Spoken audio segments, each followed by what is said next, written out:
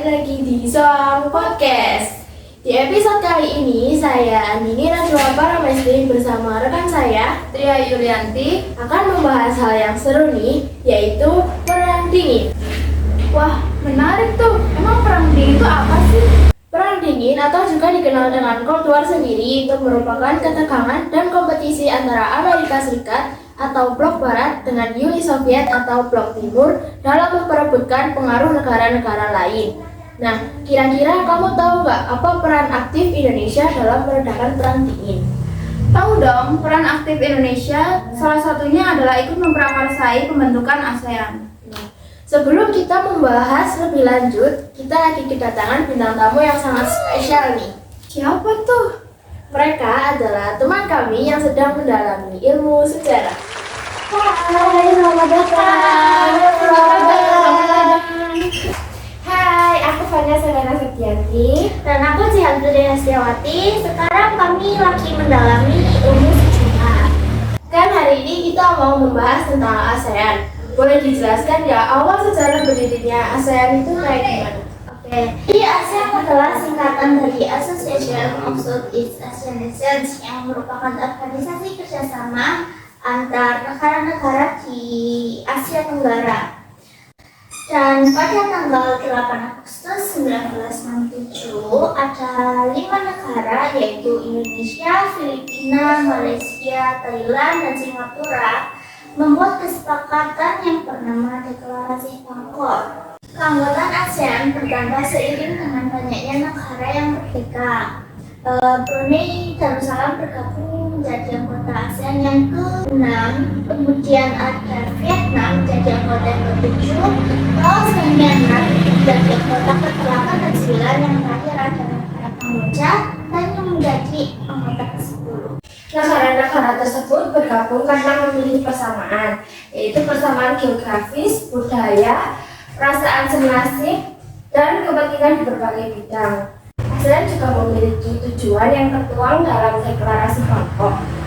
Berisi sebagai berikut. Yang pertama, mempercepat pertumbuhan ekonomi, kemajuan sosial, dan perkembangan kebudayaan di Asia Tenggara.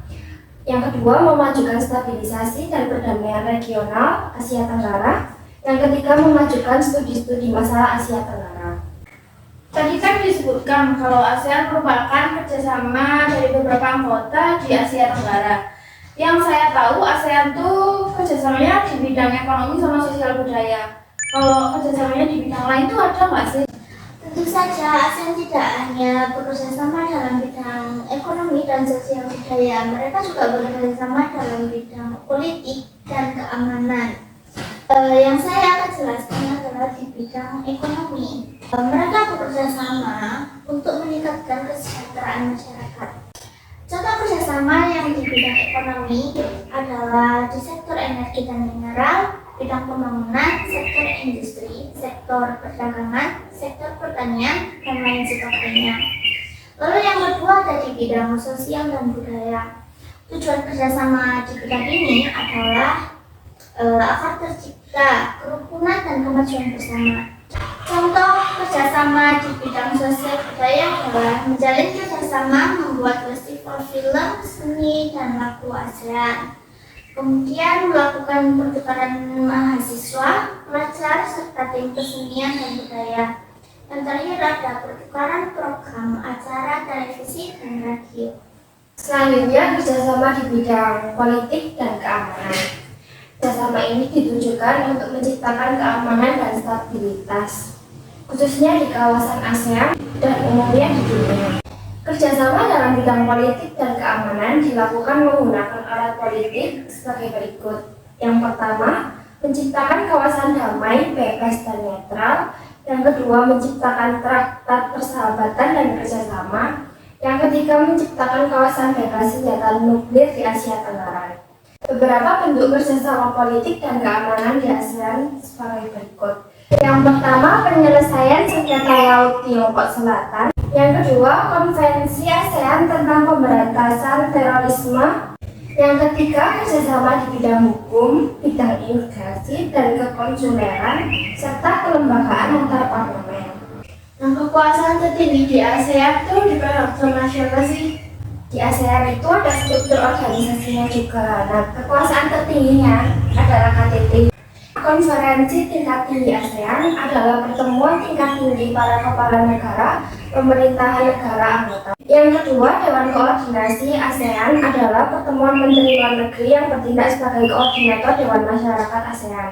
Yang ketiga, Dewan Masyarakat ASEAN adalah pertemuan menteri yang membidangi 3 pilar masyarakat ASEAN, yaitu pilar politik keamanan, pilar ekonomi, dan pilar sosial budaya. Yang keempat, pertemuan badan sektoral tingkat menteri adalah pertemuan menteri yang membidangi setiap sektor kerjasama ASEAN.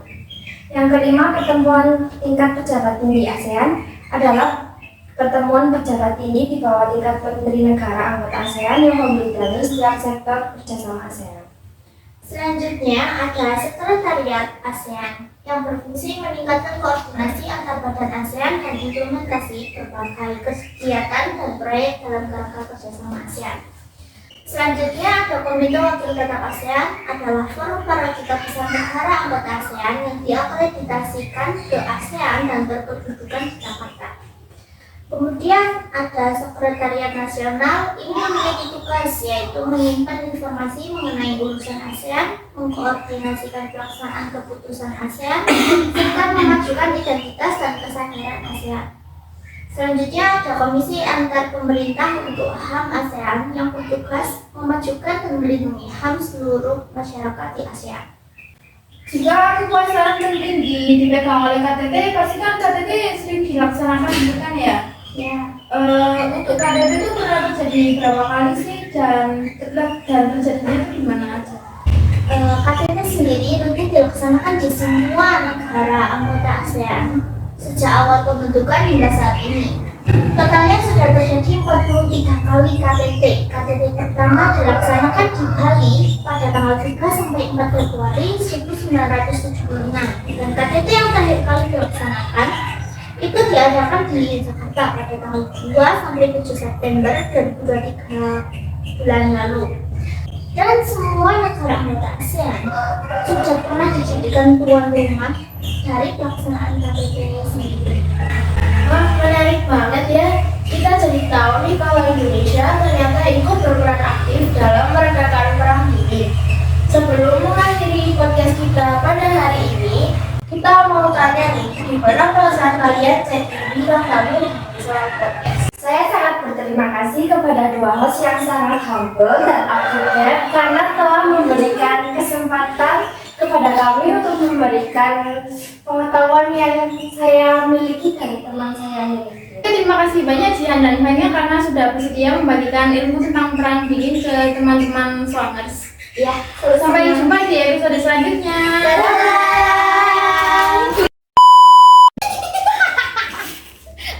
Bombastic side-eye, criminal offensive. 1, 2.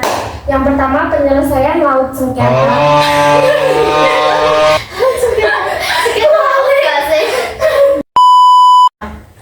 Satu, dua.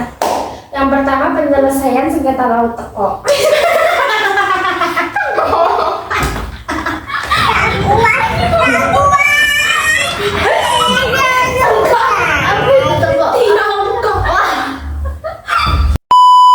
Oke, terima kasih banyak Jihan dan Ayu. Bagaimana kau merasa bangga akan dunia yang semakin